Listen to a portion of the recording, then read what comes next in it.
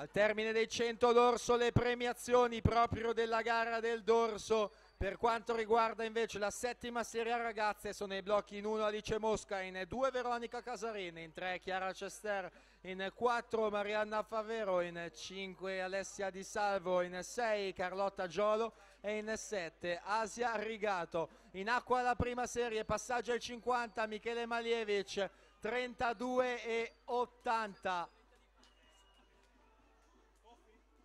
Seconda posizione Christian Masut 33,98. Siamo nella prima serie, si assegnano le medaglie. Miglior tempo finora Alberto Navarri 1:07,45.